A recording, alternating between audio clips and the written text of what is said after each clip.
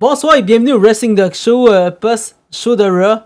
For real, what the fuck? C'est quoi qui t'est arrivé à la fin? Donc, avant de mentionner tout ce qui t'est arrivé, genre main event parce que c'était insane, puis y'a toi qui t'est arrivé.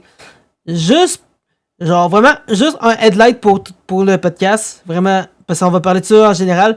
On a deux catcheurs, en fait deux lutteurs, un lutteur et une lutteuse qui seront absents pour quelques semaines après ce qui est arrivé. Donc là, on commence un peu avec le premier match. Donc on avait Lyra Valkyria contre Roxanne Perez. Puis pendant ce temps-là, on... For real... Attends... Non, au début, on avait la promo de Gunther. Puis for real, le gars, il comme... Je te le dis, il a dit, je suis content d'être le gars qui va détrôner Cena, qui va le battre, qui va le retirer. Je te le dis, il a dit, je te dis, Cena, genre, ça va être très rapide comme match. Je te fais un coup, 1, 2, 3. Là, après, on est passé au premier match de la soirée, qui est Lyra Valkyria contre Roxanne Perez. Puis là-dedans, puis là-dedans, Roxanne est accompagnée de Liv Morgan. Donc, je vais parler vite de ce match-là parce que, for real, ce qui est arrivé, c'est que Liv il a juste attaqué Lyra pendant que le ref s'était retourné de bord. Puis Roxanne l'a juste fait à Rox Pop.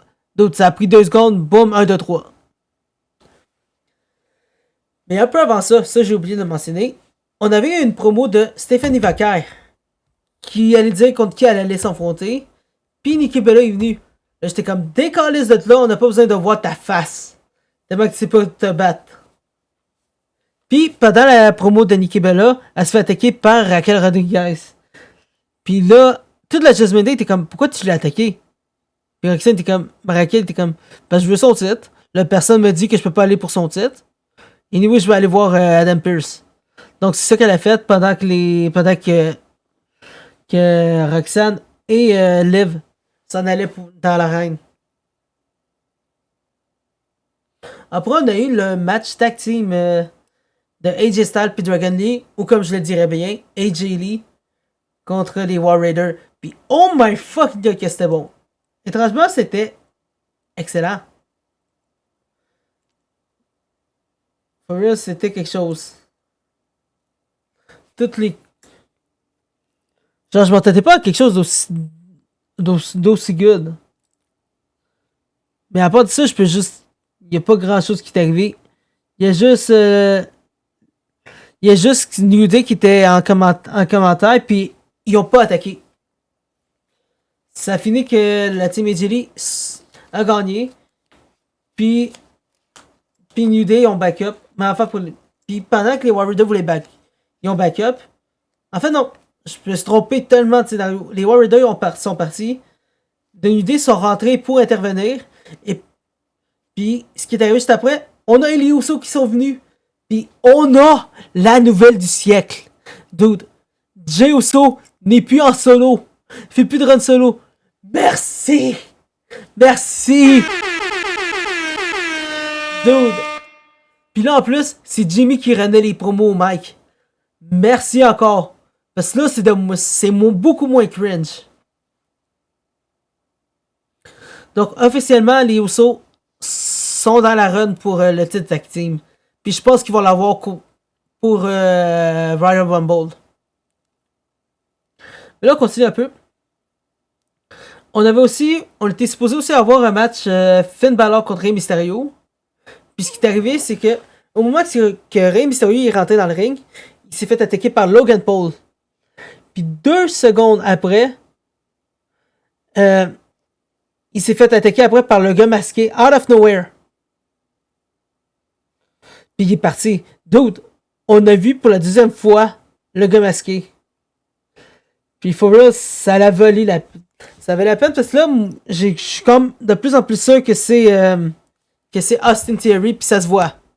Comme je l'ai dit dans l'entrevue avec The Chevy Show, dude, Même le Giat, il ressemble à celui de Austin Theory.